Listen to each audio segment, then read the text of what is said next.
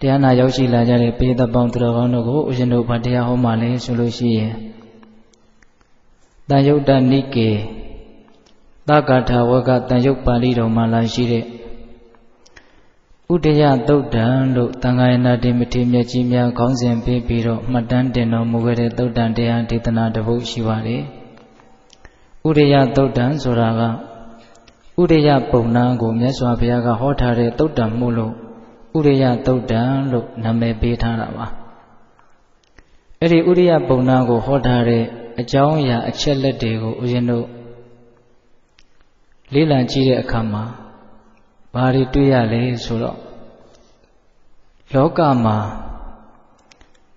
အဖန်တလဲလဲဖြစ်နေတဲ့အရာတွေတခါလာလဲဒါပဲတခါလာလဲဒါပဲတခါလာလဲဒါပဲမပြီးနိုင်မဆုံးနိုင်အောင်ဖြစ်နေတဲ့အဖန်တလဲလဲဖြစ်နေတဲ့အရာတွေရှိတယ်တဲ့အဲ့ဒီအဖန်တလဲလဲဖြစ်နေတဲ့ဆိုးဝါးတဲ့ဘဝဇက်ကိုအဆုံးသတ်နိုင်အောင်ဘယ်လိုကြိုးစားရမလဲဆိုတာကိုမြတ်စွာဘုရားဟောတာအဲ့တော့ဦးဇင်းကဒီတရားလေးကိုဟောမယ်ဆိုတော့တရားကောင်းစဉ်ဘယ်လိုပေးမလဲလို့စိတ်ထဲမှာစဉ်းစားကြည့်တရားကောင်းစဉ်စိတ်ထဲပေါ်လာတာကတော့မထူးဇက်ခင်းသူများလို့တရားကောင်းစဉ်ပေါ်လာတယ်နော်လောကမှာမိုက်လက်စမသိနိုင်မဲနဲ့မိုက်ပြီးရင်မိုက်ပြီးရင်မိုက်နေတဲ့လူကိုဒီလူတွေကမထူးဇက်ခင်းနေကြတာလို့ပြောကြတာမရှိဘူးလားဗျာရှိတယ်နော်တကယ်စင်စစ်တရားဓမ္မတို့ဦးဇင်းတို့တွေလည်းပဲမထူးတဲ့ဇက်တွေကိုပဲခင်းနေတာပါမထူးတဲ့ဇက်တွေကိုပဲခင်းနေတာပါအဲ့ဒါလို့ကိုဟာမထူးဇက်ခင်းနေတဲ့ပုဂ္ဂိုလ်ဟုတ်မဟုတ်ဆိုတာဒီသုတ်တံကိုနာယူကြည်ညိုကြည့်ရင်ပို့ပြီးတော့ထင်ရှားမယ်လို့ဦးဇင်းထင်ပါတယ်နော်ဒါကြောင့်တရားဓမ္မတို့ဦးဇင်းတို့မထူးဇက်ကိုရပ်နိုင်အောင်ဆိုတဲ့ရည်ရွယ်ချက်နဲ့မထူးဇက်ခင်းသူများဆိုတဲ့တရားကိုနာယူကြည်ညိုကြရနော်ဒီတရားတော်ကိုမဟောကြားသေးခင်မနာကြသေးခင်မှာတရားတော်အလုံးကိုဟောကြားတော်မူခဲ့တဲ့ဘုရားရှင်ကိုယ်တော်မြတ်ရဲ့အင်မတန်အေးချမ်းကြည်လင်တော်မူတဲ့မဟာကရုဏာကိုသိစရာတရားလုံးစုံကိုသိတော်မူမြင်တော်မူတဲ့သဗ္ဗညုဋ္ဌဉာဏ်ဒီဟုသောပညာကိုထိုမဟာကရုဏာကိုပညာကိုနှစ်ပါးစုံတို့ဖြင့်ပြည့်စုံတော်မူတဲ့ဘုရားရှင်ကိုယ်တော်မြတ်ကိုယုသိမြတ်တို့ရှိခိုးပူဇော်ကြအောင်စို့အလုံးလက်အုပ်ချီးမူပြီးတော့အာယုံပြုကြရအောင်ကရုဏာတိတလဟရေယပညာပိဇောတဝိဟတမောဟဓမ္မံသာနရမရလောကကရုဝနေတုကတံဂတိဝိမု ddံ ကရုဏာတိတလဟရေယမဟာကရုဏာတော်ဖြင့်အေးမြသောစိတ်နှလုံးလေးရှိတော်မူပါပေထသောပညာပိဇောတဝိဟတမောဟဓမ္မံအရဟတမေတိဟုသောအယံဝလင်းဖြင့်ဝိဇ္ဇာတိဟုသောမိုက်မောင်ကိုဖယ်ခွာတော်မူပြီးထသောသာနရမရလောကကရုလူနာမြမတတဝနန္ဒတို့ဤကြောက်တီတန်တို့အလေးကရုပြုရာတဆူရီသောဆရာသခင်လည်းဖြစ်တော်မူပါပြီးထသောဂတိဝိမု ddံ ဒေဝမနုဿနိရယနှင့်ပေတတရိစ္ဆာလာယရှိငါတန်သောဂတိတော်မှလေအထူးသဖြင့်ကင်းလွတ်တော်မူပြီးထသောသူကတံတတဝါတို့အားအကျိုးများကြောင့်ဟုတ်မှန်သောစကားကောင်းကိုသာမြတ်စွာတော်မူပါပြီးထသောဗုဒ္ဓံသစ္စာလေးရတရားမြတ်ကိုလက်ပေါ်တင်နာပရမကဲ့သို့ယသာထေနှင့်သိမြင်ပေတတ်ဘုရားရှင်ကိုယ်တော်မြတ်ကြီးကိုမေယံတရားဟောပုဂ္ဂိုလ်တရားနာပုဂ္ဂိုလ်ခေါ်ဆိုပညတ်ပရမတ်မှမူယုံနာနှဖျားဖြစ်ကြပါသောဘုရားတပည့်တော်တို့သည်ဟောနေဝနာမှာကာယဝစီမနောချီ၍သုံးလီဒွါရပနာမဖြင့်ဒုက္ခရောကျိုးလက်ဆုံမောဃရှိခိုးဥညွတ်ပါ၏မြတ်စွာဘုရား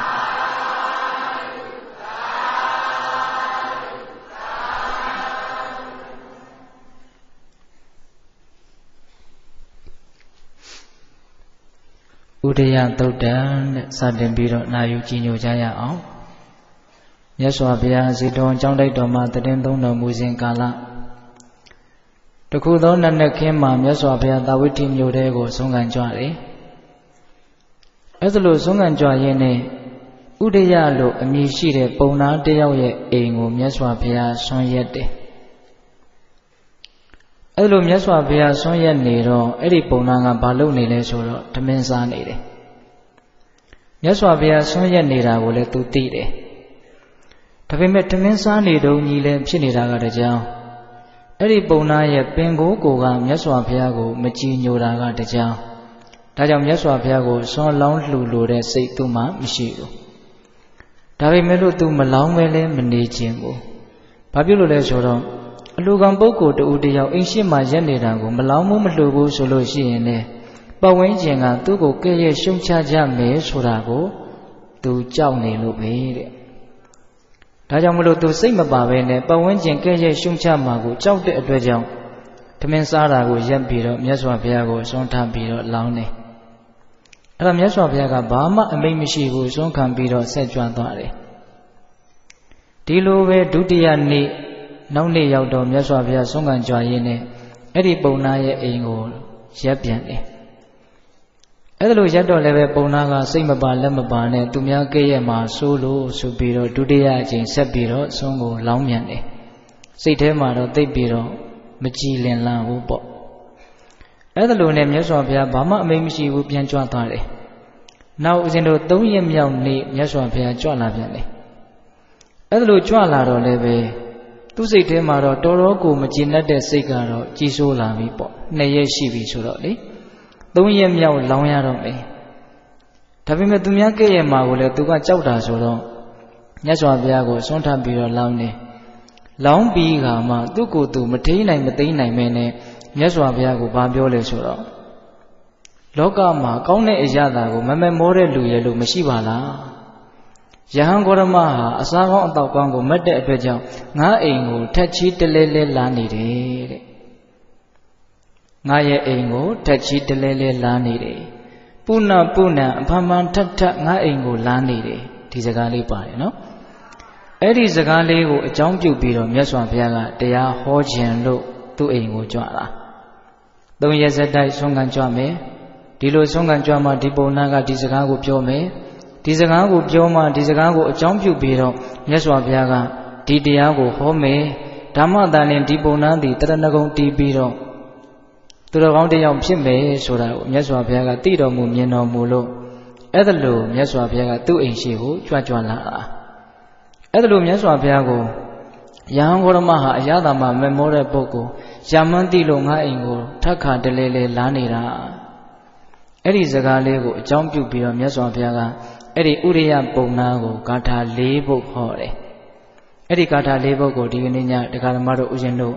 နော်ပြောကြရမယ်နားကြရမယ်နော်ပထမဂါထာဘာဟောလဲဆိုတော့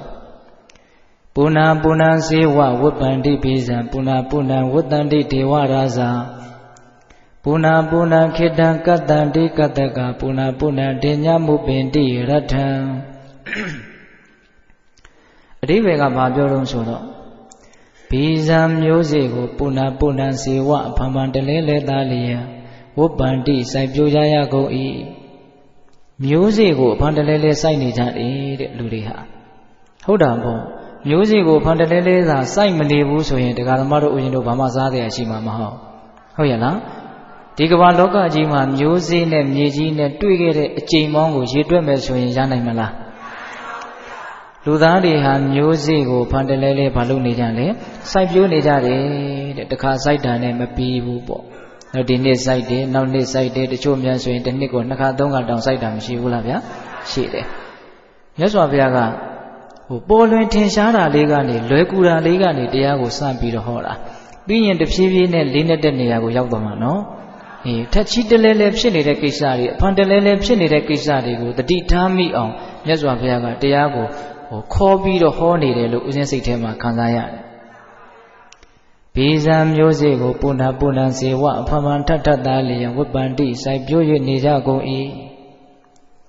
ဒေဝရာဇမိုးမင်းကလည်းပဲပုဏ္ဏပုဏ္ဏဖန်ဖန်ထထဝတ္တန္တိရွာလို့နေတယ်မိုးကလည်းပဲဖန်ဖန်တလဲလဲရွာနေတာပဲတဲ့နော်မိုးကဆိုရင်တလမိုးဘယ်နှကြိမ်ရွာလဲဒါအချိန်ပေါင်းများစွာပေါ့တစ်နှစ်ဆိုရင်ဘယ်လောက်ရွာမလဲဟုတ်လားကိုယ့်ရဲ့အသက်250 60ရှိရင်မိုးရွာတဲ့အချိန်ပေါင်းကိုဘယ်လောက်တွေ့ကြုံခဲ့ပြီလဲ ဟုတ်လားဒီကမ္ဘာလောကကြီးအနေနဲ့ကြည့်မယ်ဆိုရင်မိုးရွာခဲ့တဲ့အကျိန်တွေဟာရွေတက်လို့ရနိုင်မလားဗျာမရနိုင်ဘူးအကျိန်ကြီးအထက်ထက်မိုးကလည်းရွာနေတာပါပဲတဲ့လောကမှာအဖန်တလဲလဲငါအသင့်အိမ်မှာငါသားလင်းခဏခဏလာနေတာမဟုတ်ပါဘူးဆိုတဲ့အဓိပ္ပာယ်ပေါ့ဟုတ်လားမျိုးစေ့ကိုလည်းဖန်တလဲလဲစိုက်နေကြတယ်မိုးကလည်းဖန်တလဲလဲရွာနေတယ်ကတ္တကလေသမားတို့သည်ပုဏ္ဏဗာမန်ထထခေတ္တံလဲကိုကတ္တန္တိထွန်ရဲ၍နေကြကုန်၏တောင်သူလေသမားတွေကလည်းပဲသူတို့လေတွေသူတို့ຢာတွေကိုအဖန်ဖန်တလဲလဲထွန်ရက်နေကြတာပါပဲတဲ့နော်ဒါကတော့တောင်သူလုပ်တဲ့လူမို့လေကိုဖန်ဖန်တလဲလဲထွန်တယ်လို့ပြောတာပေါ့ဗျာဈေးရောက်တဲ့လူဆိုရင်တော့ဖန်ဖန်တလဲလဲချိန်ခွင်ကင်ပြီးတော့ရောင်းရတာမရှိဘူးလားကိုယ်ဆိုင်လေးကိုပုံမှန်ထွက်ပြီးတော့ပြင်းသည်ဖြစ်စေပြောသည်ဖြစ်စေဟုတ်လားနေတိုင်းဒီအလုပ်ကိုလုပ်မနေရဘူးလားဗျာလုပ်နေရတယ်နော်လေသမားတွေကလည်းသူတို့ရဲ့လေတွေຢာတွေကိုဖန်ဖန်တလဲလဲထွန်ရက်နေကြတယ်ပုဏ္ဏဗာမန်ထထသာလျင်ရထံတိုင်းသူပြည်သားတို့သည်တင်ညမှုပင်တိသံသဘာရှိတဲ့နေရာကိုချင်းကပ်၍နေကြကုန်၏လူသားတွေဟာသဘာရှိတဲ့နေရာကိုချင်းကပ်ရတယ်တဲ့လက်တွေ့ကြကြလေးပြောမယ်ဆိုရင်ဆံရှိတဲ့နေရာကိုဒကာဓမ္မတို့ဥရှင်တို့အမြဲတမ်းချင်းကပ်နေရတယ်ဒကာမကြီးတွေဆိုလို့ရှိရင်မနေ့တခါညတခါဓမင်းချက်မယ်ဆိုတော့ဆံအိုးတို့ဆံတောင်းတို့ရှိတဲ့နားကိုမချင်းကပ်ရဘူးလားချင်းကပ်ရတာပေါ့အစာအာဟာရရှိတဲ့နေရာကိုတတ္တဝါတွေကချင်းကပ်ရသမြဲပါပဲအစာအာဟာရကကိုယ်စီကိုအလိုလိုမှရောက်မလာပဲကိုဟုတ်ရဲ့လားအေးအဲ့ဒီတော့အဖမှန်ထက်ဖြစ်တဲ့အရာတွေကိုမြင်သာတဲ့နေရာကနေစပြီးတော့မြတ်စွာဘုရားပြောတာဒါဒီကာထာမှာဆိုရင်တော့၄မျိုးပေါ့နော်မျိုးစေ့ကိုဖမှန်တလဲလဲစိုက်ပျိုးနေကြတယ်မိုးကလည်းဖန်တလဲလဲရွာနေတယ်တောင်သူလေသမားတွေကလည်းပဲသူတို့လေတွေຢာတွေကိုဖန်တလဲလဲထွန်ရက်နေကြတယ်တိုင်းသူပြည်သားလူအများကလည်းပဲဆံစပါးရှိတဲ့နေရာကိုဖမှန်တလဲလဲချင်းကပ်နေရရတယ်တဲ့ဒါတကာထာပြီးသွားပြီဗျာနော်နောက်ဒုတိယကာထာပါဆက်ဟောတုံးဆိုတော့ပုဏ္ဏယာစကာယာစန္တိပုဏ္ဏဒါနပတိတရန္တိပုဏ္ဏဒါနပတိတရိတဝါပုဏ္ဏတက္ကမုပင်တိဌာနံဒီဘက်ကပါလဲဆိုတော့ယာစကာတောင်းရန်၍နေကြသောပုဂ္ဂိုလ်တို့သည်ပုဏ္ဏဖမန်ထထသာလျင်ယာစန္တိတောင်းခံ၍နေကြကုန်၏နော်တောင်းတဲ့လူတွေကလည်းထက်ချီတလေးလဲတောင်းနေတာပဲတဲ့ပုံစံမျိုးနဲ့တောင်းနေတာပေါ့ဗျာတောင်းတဲ့လူတွေကဖမန်တလေးလဲတောင်းနေတယ်ဆိုတော့တရားဓမ္မတို့ကမျက်နှာအောက်ချပြီးတော့အဝိဇ္ဇာညှိုးငင်စွာဖြင့်တောင်းရန်စားတောက်နေတဲ့လူကိုမျက်စိထဲမြင်လိမ့်မယ်ထင်တယ်တကယ်တမ်းကတော့ကိုယ်ကောဖမန်ထထမတောင်းဘူးလားသာသမီဖြစ်တုန်းကမိဘတွေဒီကတောင်းတာတွေမရှိဘူးလားအချင်းချင်းလူချင်တာရချင်တာကိုတောင်းကြတာတွေကမရှိဘူးလားအေးတောင်းတာကအမျိုးရှိတယ်ရချင်တာကိုတောင်းတာပဲနော်အစာအသောက်ကိုတောင်းတာရှိမယ်ငွေကြေးကိုတောင်းတာရှိမယ်အခွင့်အရေးကိုတောင်းတာရှိမယ်မေတ္တာကိုတောင်းတာရှိမယ်အများကြီးပေါ့ဗျာကိုလည်းတောင်းတဲ့ဘက်မှာနေပြီးတော့တောင်းခဲ့တဲ့အချိန်ကြီးအများကြီးမရှိဘူးလားအေးဒါကြောင့်တောင်းရမ်းနေတဲ့လူတွေကလည်းပဲအဖန်ဖန်ထက်တောင်းနေကြတာပါပဲတဲ့ကိုလိုချင်တာကိုတောင်းညဒါရင်လားဆိုတော့မကဒါနပတိပေကံဆွန်ကျဲမှုမှာဝါဒနာပါကြတဲ့ဒါနရှင်တွေကလည်းပုဏ္ဏဖမန်ထထသာလျင်တရန္တိပေးလှူ၍နေကြကုန်၏ပေးတဲ့လူတွေကလည်းပဲအဖမန်ထထပေးနေတာပဲတဲ့ဒကာဓမ္မတို့ဦးဇင်းတို့ကအဖမန်ထထမပေးဘူးလားပေးဘူးတာပေါ့ကိုစွမ်းသလောက်ကိုကြည်ပြူတဲ့လူကိုတရားတဲ့လူကြတော့ပေးတာပဲလေဟုတ်လားအဲ့တော့ပေးတဲ့လူတွေကလည်းအဖမန်ထထပေးနေတယ်တောင်းတဲ့လူတွေကလည်းဖမန်ထထတောင်းနေတယ်ဒါမဆမ်းပါဘူးเนาะလောကကြီးမှာအဲ့ဒီမှာဆန်းတာလေးကိုမြတ်စွာဘုရားကပြောထားတယ်။ဘာလဲဆိုတော့ဒါနပတိဒါနရှင်တို့သည်ပုဏ္ဏဖမန်ထထတရိတဝါပိလူပြီးတော့ပုဏ္ဏဖမန်ထထသာလျင်တက္ကမုပင်တိဌာနနတ်ရွာလောကသို့ကာရောက်ရကုန်၏ပြီးတဲ့လူတွေကတော့အဖမန်ထထပြီးပြီးတော့အဖမန်ထထပဲ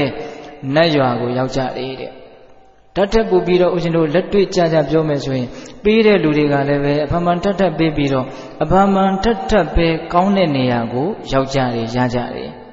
ဟောပေးတဲ့လူတွေကိုကောင်းတဲ့နေရာရောက်တယ်လို့ပြောထားတယ်နော်တောင်းတဲ့လူတွေဘယ်ရောက်တယ်လို့တော့မပါဘူးအဲ့ဒါလေးကိုစိတ်ဝင်စားတွေကကောင်းတယ်ပြောတာဟုတ်လားပေးတဲ့လူတွေကတော့ကောင်းတဲ့နေရာကိုရောက်တယ်တဲ့ဟိုဗမာစကားပုံတစ်ခုရှိရနော် ပေးရင်ကောင်းနေတောင်းရင်မုန်းနေတဲ့ပေးကောင်းတောင်းမုန်းနေအဲ့ဒါဟုတ်သလားဟုတ်တာဗောဗျာနော်ပေးရင်ကောင်းတယ်တောင်းရင်တော့မုန်းနေဦးဇင်းတို့ဇတ်တော်ထဲမှာလာတဲ့စကားတစ်ခုတောင်ရှိတယ်လေတောင်းတဲ့လူဟာငိုတဲ့လူပါတဲ့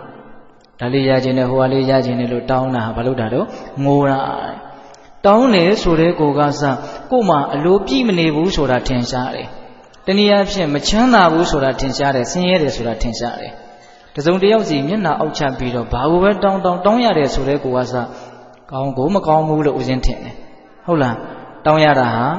ငိုတာတဲ့ငိုခြင်းတစ်မျိုးပါတဲ့မပေးနိုင်ဘူးလို့ပြောရတာလဲငိုခြင်းတစ်မျိုးပါပဲတဲ့ဟုတ်တာပေါ့ရမယ်ထင်လို့ဟိုလူကအာကိုတကျူးနဲ့တောင်းတယ်ကိုကမပေးနိုင်ဘူးလို့ပြောလိုက်ရတာကိုကစစိတ်ထဲမှာမကောင်းသွားတာတော့အမှန်ပဲဗျာဒါဦးဇင်းတို့လည်းပြောဖို့ပါတယ်ကိုယ်စီလာတောင်းတဲ့လူမပေးနိုင်ဘူးတော်တော်ကိုကြိုးစားပြီးတော့ပြောယူရတဲ့ကိစ္စနော်ဘယ်လိုမှသူလည်းပဲမကောင်းဘူးပေါ့ဟုတ်ရဲ့လားစိတ်ခံစားချက်ကိုရည်ရွယ်ပြောတာပါမကောင်းမှုဖြစ်သွားတယ်လို့ဆိုလိုတာမဟုတ်ဘူးနော်အေးဒါကြောင့်ပေးရင်ကောင်းတယ်တောင်းရင်မုန်းတယ်တဲ့ဒီမှာမြတ်စွာဘုရားကတောင်းတဲ့လူတွေကလည်းဖန်ဖန်ထပ်ထပ်တောင်းနေကြတယ်ပေးတဲ့လူတွေကလည်းဖန်ဖန်ထပ်ထပ်ပေးနေကြတယ်ဖန်ဖန်ထပ်ထပ်ပေးပြီးတော့ဖန်ဖန်ထပ်ထပ်ပေးသောပုဂ္ဂိုလ်တို့သည်အဖန်ဖန်ထပ်ထပ်ပဲကောင်းတဲ့နေရာကိုရောက်ကြရတယ်တဲ့ဒါသဘာဝပေါ့နော်ပေးတာကောင်းလို့ကောင်းတဲ့နေရာရောက်သွားတာပေါ့ဟုတ်ရဲ့လားအေးအဲ့ဒါဦးဇင်းတို့ဒုတိယဂါထာနောက်တတိယဂါထာကျတော့ဘာဟောလဲဆိုတော့ပူနာပူနံခေရနိကာဒုဟန္တိပူရံပူနံဝိဇောဥပေတိမန္တရံပူနာပူနံကိလမတိဖန္နတိသပူနာပူနံဂဗ္ဗမုပေတိမန္တောဒီကြတော့လေးနဲ့တာတွေပါလာတယ်ခေရနိကာနှုတ်ရေကိုညှစ်၍နေကြကုန်သောနှုတ်ညှစ်သမားတို့သည်ပူနာပူနံဖမန်ထထသာလျင်ဒုဟန္တိနှုတ်ကိုညှစ်၍နေကြကုန်၏နွားနှုတ်ညှစ်တဲ့လူတွေဟာလည်းပဲနှုတ်ညှစ်တဲ့အလုပ်ကိုဖမန်ထထလုပ်နေကြတယ်တဲ့နွားနှုတ်ညှစ်တာကမှဘာလို့ရွေးပြီးတော့မြတ်စွာဘုရားပြောနေတယ်လဲဆိုတာပြီးရင်သဘောပေါက်လာမယ်ဟုတ်လားနွားနှုတ်ညှစ်တဲ့လူတွေကလည်းနွားနှုတ်ညှစ်တဲ့အလုပ်ကိုဖမန်တလဲလဲလုပ်နေကြတယ်ပူနာပူနာဖမန်ထထသာလျင်ဝိသောနွားငယ်သည်မတရမိခင်နွားမကိုဥပေတိချင်းကပ်၍နေရကုန်၏နွားပေါက်စလေးတွေကလည်းပဲမိခင်နွားမစီကိုအဖမန်တလေးလေးချင်းကပ်ပြီးတော့နေတယ်တဲ့နွားနှုတ်ညှစ်တဲ့ကိစ္စရဲ့နွားပေါက်စလေးကသူ့ရဲ့အမေဒီကိုအဖမန်တလေးလေးချင်းကပ်နေတဲ့ကိစ္စရဲ့ဒီဟာကဥရှင်တို့နွားနှုတ်ညှစ်တာကိုဘုဒ္ဓတရှိတဲ့လူမြင်ဘူးတဲ့လူတွေမှာဒီစကားလေးကခံစားတတ်မယ်ဟိုဦးဇင်းတို့ငယ်ငယ်တုန်းကအိမ်မှာနွားမကြီးတွေမွေးထားတာရှိတယ်3-4ကောင်လောက်မွေးထားတာရှိတယ်စီဝါပြည့်မွေးထားတာတော့မဟုတ်ပါဘူးအဲ့ဒါတခါလေးငကလေးလေးတွေကြာလာပြီဆိုလို့ရှိရင်နွားတို့တွေဘာတွေတောက်ရတာပေါ့အဲ့ဒီနွားတို့ညှိရတဲ့ကိစ္စမြင်ရတဲ့ကိစ္စဟာတော်တော်ကိုစိတ်မချမ်းသာစရာကောင်းနွားမကြီးကဟိုငကလေးကြာမှနှုတ်ဆိုတာထွက်တာဒါသိပါတယ်နော်အဲ့ဒီနှုတ်ကိုဒီတိုင်းညှိယူလို့ရတာမဟုတ်ဘူးမနဲ့လင်းလာပြီဆိုရင်နွားမကြီးကနှုတ်အုံလေးတင်းနေတယ်အဲ့ဒါကိုညှစ်ယူလို့မရဘူး तू ကချမပေးဘူး तू ချမပေးရင်နှုတ်ကညှစ်လို့မရအဲ့တော့ဘာလို့တုံးဆိုနှုတ်ညှစ်ခြင်းတဲ့လူကညာတဲကစပြီးတော့နွားမလေးနဲ့နွားမနဲ့နှကလေးလေးကိုသားလေးကိုခွဲပြီးတော့ခြေထားတယ်အဲ့တော့မနဲ့လင်းတော့အမေကြီးကဒီသူ့သားလေးကိုတိုက်ချင်ပြီးနှုတ်အုံလေးကတင်းပြီးတော့နေပြီဒါပေမဲ့လူတွေကကြိုးဖြေမပေးဘူးအဲ့ဒီချိန်မှာနှုတ်ညှစ်ဖို့အရန်သင်းဖြစ်ပြီဆိုတော့မှနွားပေါက်စလေးကိုလွတ်ပေးလိုက်တယ်လွတ်ပေးလိုက်တော့နွားပေါက်စလေးကသွားပြီးတော့စို့တော့မအေးကြီးကသူ့သားစို့တာဆိုတော့စိတ်ကိုလျှော့ပြီးတော့နှုတ်တွေကိုချပေးလိုက်တယ်အဲ့ဒီမှာမြုပ်တွေထွက်အောင်ဖြည်းဖြည်းနဲ့စို့ခဏစို့ပြီးကရှိသေးတယ်လူတွေကအတင်းဆွဲပြီးတော့ဒီနွားပေါက်စလေးကိုမအေးနဲ့ဝေးတဲ့တိုင်တိုင်းမှာခြိထားလိုက်တယ်မအေးကြီးကနှုတ်တွေကိုချပြီးပြီဆိုတော့ပြန်ပြီးတော့ရှုပ်တာလို့မရတော့အဲ့ဒီကြတော့မှလူတွေကအတင်းဝင်ပြီးတော့ညစ်ကြတာနွားပေါက်စလေးတွေကြီးကနေလူပြီးတော့ယူတာလို့ဦးဇင်းကတော့အဲ့လိုခံစားရတယ်အဲ့ဒါတကယ်လို့မြန်လေဟိုနွားပေါက်စလေးကနမလေးဆိုရင်တော့ပြောင်းအောင်ကိုညှစ်တာဗျာသူတောက်ဖို့ကိုသိမချမ်းနော်နွားထီးလေးနဒင်လေးဆိုလို့ရှိရင်တော့အဲ့ဒါနည်းနည်းလေးချမ်းနေတယ်အဲ့ဒါလိုနဲ့နွားနှုတ်ညှစ်တဲ့ဇလံကဒီနွားလေးကြီးလာလို့နှုတ်သိမ့်မထွက်တော့ဘူးဆိုတော့မှပဲအဲ့ဒါလူတွေကမညှစ်တော့ပဲနဲ့သူစိုးကျင်လို့ဆိုရအဲ့ဒီကြတော့လေနှုတ်ကသိမ့်မထွက်တော့ဟုတ်လားအဲ့ဒီနေရာမှာဒီမိခင်ရဲ့နွားနှုတ်ကိုစိုးကျင်လို့မိခင်ရဲ့နေရာကိုချင်းကပ်တဲ့နေရာမှာဒီနွားပေါက်စလေးဟာတကယ့်ကိုပဲပြပြတလဲ အိမ်တရေမရတောင်းလေးပါတွေချထားလဲဝင်ပြီးတော့တိုက်သွားတာပဲသူကအဲ့ဒီမှာသူအလွန်ပင်ပန်းနေမအေကြီးကလည်းတပူးပူးနဲ့လေပင်မျောပြီးတော့ဒီသားဖြစ်တာလဲကျိုးကိုတောက်နေအောင်သူကယုံပြီးတော့ဒီသားအမိနှကောင်ကအလွန်မှပင်ပန်းဆင်းရဲတယ်အဲ့ဒါကိုမြတ်စွာဘုရားကရည်ရွယ်ပြီးတော့ဗာဆက်ပြောတော့ဆိုတော့ပုဏ္ဏဖန်ဖန်ထထတာလဲကိလမတိစပင်လဲပင်ပန်းကုန်၏ဖန္တတိစတုံလဲတုံလှုပ်ကုန်၏ဒီသားအမိနှစ်ကောင်လုံးကနှစ်ကောင်လုံးအလွန်မှပင်ပန်းနေအလွန်လဲတုံလှုပ်ချောက်ချားနေတယ်နော်ငါတို့ညစ်တဲ့လူတွေကလည်းဖမန်တလဲလဲညစ်နေကြတယ်နွားလေးတွေကလည်းအမေစီကိုဖမန်တလဲလဲချင်းကပ်နေကြတယ်အဲ့လိုချင်းကပ်ရင်လည်းပဲအဖမန်တလဲလဲပင်ပန်းပြီးတော့အဖမန်တလဲလဲပဲတုံလှုပ်နေကြတယ်တဲ့အဲ့ဒီလိုပဲတဲ့ဟောအခုမှတရားအနှစ်သာရကစပြီးတော့လာမှာဟုတ်လားအဲ့ဒီလိုပဲတဲ့မန္တောပညာနည်းသောပုဂ္ဂိုလ်တို့သည်မန္တောပညာနည်းသောပုဂ္ဂိုလ်သည်ပုဏ္ဏဖမန်တထကပ္ပမုပေတိအမိဝမ်းကောင်းကိုအောင်းရလေ၏ဉာဏ်နေတဲ့ပုဂ္ဂိုလ်ဟာတွေကလည်းပဲအမိဝမ်းကောင်းကိုအဖမန်တလဲလဲပဲအောင်းနေကြတာအမိဝမ်းကောင်းမှာအဖမန်တလဲလဲအောင်းတဲ့ပုဂ္ဂိုလ်တွေကိုမန္တောဆိုပြီးတော့ဝိသေသနာစကားလေးနဲ့ဟောတာနော်ဉာဏ်နေတဲ့ပုဂ္ဂိုလ်တွေမိုက်မဲတဲ့ပုဂ္ဂိုလ်တွေအမိဝမ်းကောင်းမှာအောင်းရတရားဓမ္မတို့ဥရှင်တို့တိလိစ္ဆာမိခင်ရဲ့ဝမ်းကောင်းမှာအကျဉ်းပေါင်းများစွာမကြီးမတွက်နိုင်အောင်အောင်းခဲ့ပြီလူမိခင်ရဲ့ဝမ်းကောင်းမှာလည်းအကျဉ်းပေါင်းများစွာအောင်းခဲ့ပြီနောက်ခွေးမကြီးတွေပိုက်တဲ့နော်မကြီးတွေပိုက်တဲ့မနေခဲ့ဘူးလားနေခဲ့ဘူးတာပေါ့အကျဉ်းပေါင်းမကြီးမတွက်နိုင်အောင်နေခဲ့ဘူးတယ်ဘာလို့အဲ့ဒါလိုနေရလဲနောင်လည်းပဲဒါ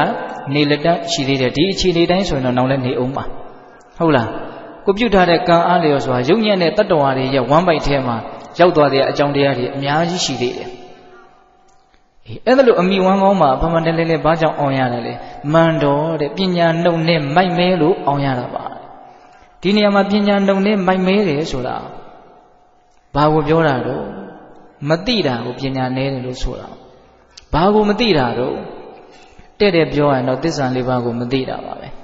နော်သစ္စာလေးပါးကိုမသိခြင်းကြောင့်မိုက်မဲတယ်လို့ဆိုရတယ်အဲ့ဒီမိုက်မဲခြင်းကြောင့်ပဲအမိဝမ်းကောင်းမှာအဖမအောင်ရတယ်အဲ့တော့ဦးဇင်းတို့ဒီနေရာမှာသစ္စာ၄ပါးသလုံးမပြောပြတပါးပဲပြောမယ်